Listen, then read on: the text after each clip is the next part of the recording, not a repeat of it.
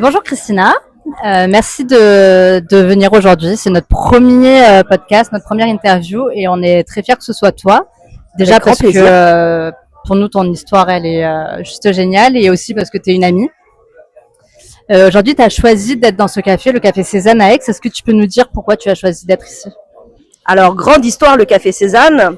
Alors, à l'origine, je suis parisienne et j'ai déménagé maintenant il y a 20 ans à Aix.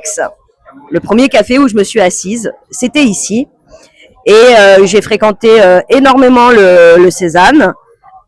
Et voilà, ça reste le QG, quoi. Merci Christina. Et du coup, est-ce que tu peux te présenter un peu plus? Bien sûr. Je m'appelle Christina, alias Chris.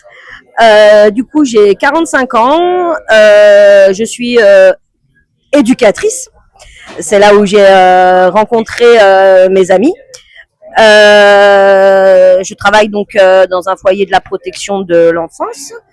Et comme je viens de vous l'énoncer, ça fait 20 ans que maintenant je suis sur Aix-en-Provence. On a souvent tendance à dire qu'une femme qui a un look très masculin, comme toi tu peux avoir, veut forcément dire quelque chose sur sa personnalité ou sur sa sexualité. Qu'est-ce que toi t'en penses? Ce que j'en pense tellement de choses. On a eu tendance à me dire beaucoup de choses par rapport à mon look. Pourquoi tu t'habilles comme ça? Mais t'es une fille. Mais pourquoi tu ressembles à un mec? Pourquoi et pourquoi pas? Je l'assume complètement, pardon, excusez-moi. Je pense que très jeune, en fait, j'ai eu ce profil de garçon manqué. Ça a commencé à l'adolescence en fait du coup ce look un peu que tu as adopté ou c'était encore c'était avant? Tout à fait. Parce que voilà, je suis quand même d'une famille assez traditionnelle avec des parents assez âgés qui m'ont eu tard. Donc bien évidemment que j'ai porté des robes et des petites chaussures et des petits mocassins. Mais On veut les photos. il y en a pas. Et du coup, oui, en effet, j'ai commencé à avoir ce look à partir de la 6e, donc 12 ans. Il ne vient pas de nulle part. Bien évidemment, il vient de certains traumas, on va être clair, les filles, souvent, les femmes qui ont eu des abus sexuels ou des choses comme ça, ou alors on a tendance à avoir cette carapace et de se cacher, ou alors parfois le contraire. Et moi très très vite en fait j'ai voulu me cacher, parce que voilà, c'est une espèce de carapace, mais c'est aussi un style que j'aime bien, quoi, le streetwear tout simplement. Et ça te va plutôt bien. Merci. Et du coup, ce que les gens peuvent penser ou le regard qu'ils portent sur toi, est-ce que c'est quelque chose qui te blesse ou vraiment tu passes au-dessus? Alors oui, jeune, ça a été compliqué. J'étais même mise de côté parce que j'avais ce look atypique. Voilà, jean, basket, casquette. Ah, il y a la racaille, oui, il y a la lesbienne. On va être clair. Allez, on le dit, ça y est.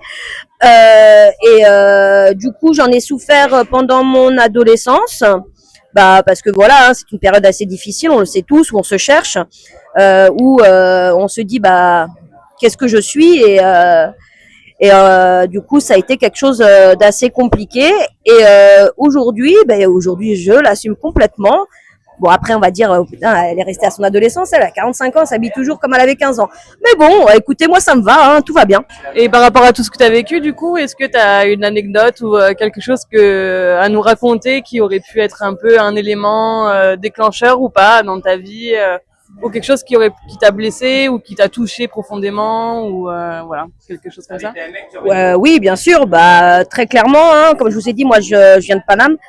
Et en fait, à l'époque, j'avais 15 ans et ma meilleure amie était la petite nana très féminine, blonde, les cheveux longs, aux yeux marrons. Et moi, j'étais la grosse cramée, un peu colorée, en Lacoste, TN et casquette. Et par exemple, nombre de fois où par discrimination policière, j'ai pu me faire arrêter en pensant que c'est moi qui avais du shit et que je trafiquais.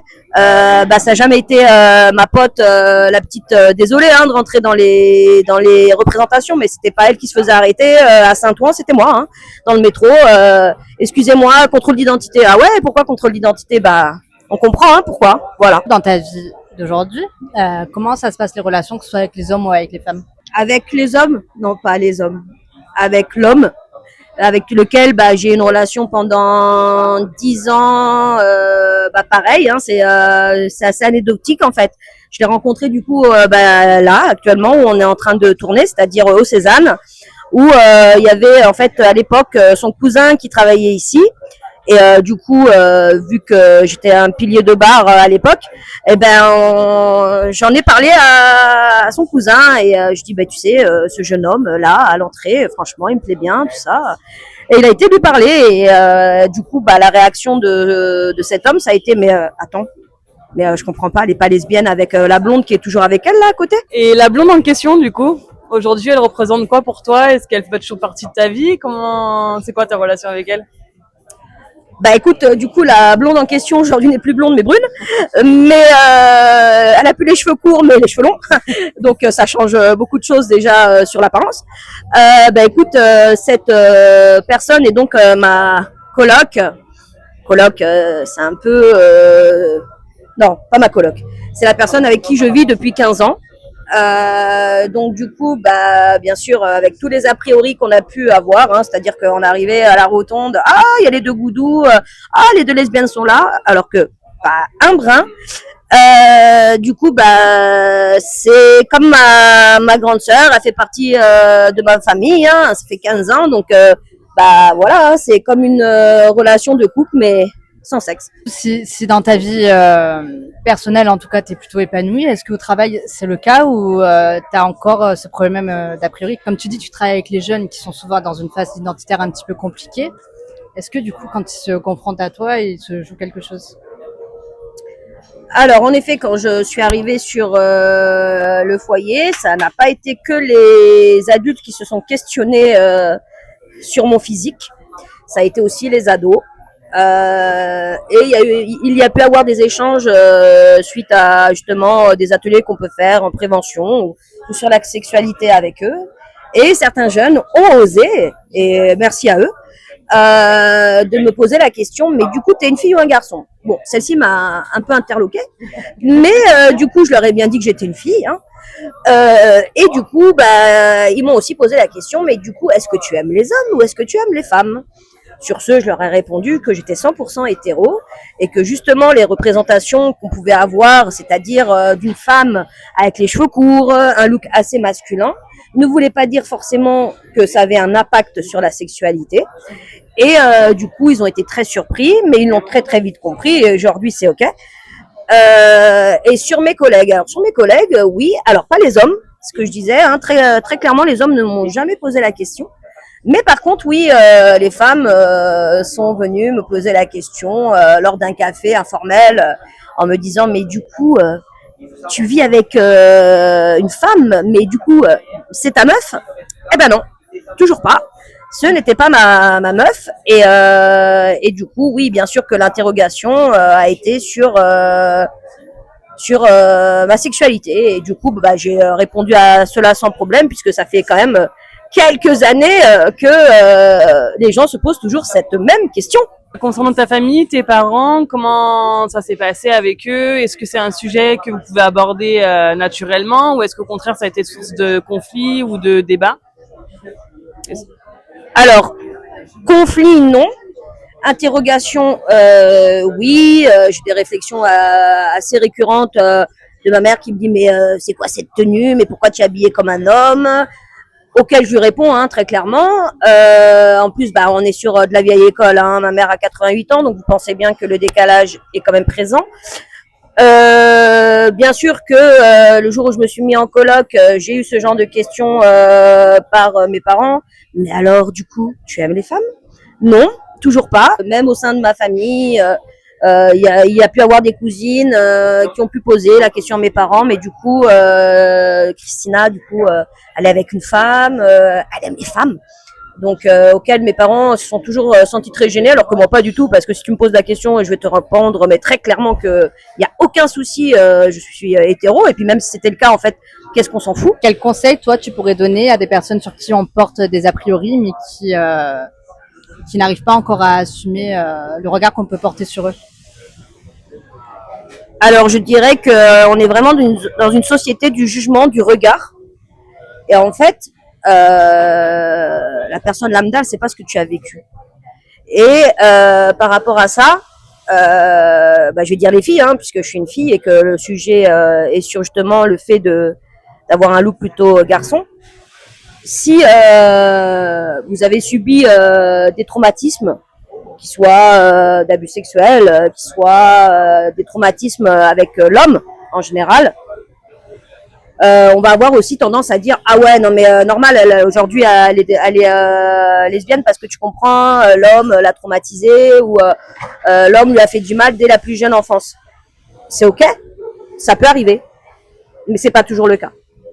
Et là je parle en mon nom, c'est-à-dire que très jeune moi l'homme a été un monstre très clairement dans ma vie et ben non. Bien au contraire, j'aime l'homme et même c'est très très curieux, mais même j'ai tendance à le défendre. Et je pense que ça, voilà, moi je vais le travailler parce que c'est quelque chose en fait que je n'ai pas encore vraiment travaillé dans un côté psychologique, mais je pense que c'est important de le faire. J'aime l'homme plus que tout. Et du coup, les filles, quand il y a des préjugés sur ce genre de choses, c'est-à-dire ouais, elle, ça fait bonhomme, on n'en a rien à faire en fait. Tu es qui tu es, tu en es arrivé là par ton histoire, par tes traumas. Le tout c'est de l'assumer. Et comme je dis, on tombe, on se relève. En tout cas, moi c'est ma philosophie. Et l'essentiel, en fait, c'est ton bonheur, ton bonheur. Que tu sois un garçon manqué, que tu aies des tendances hétéro, homo, finalement, qu'est-ce qu'on en a à faire? Est-ce que l'essentiel, c'est pas de se dire, mais cette personne est heureuse, en fait, et tant mieux. Donc les filles, un petit message, juste pour vous dire, les autres, on s'en fout. Pensez à vous et allez au bout des choses. Et assumez-vous. Assumez-vous tel que vous êtes et tel que la vie a voulu que vous soyez. Christina, on te remercie beaucoup pour cette interview, cette première interview. Merci pour tes confidences, pour tout ce que tu as pu raconter et pour ces messages aussi pour toutes les personnes qui vont pouvoir regarder cette vidéo. Et on remercie bien sûr le Café Cézanne à Aix-en-Provence pour son accueil.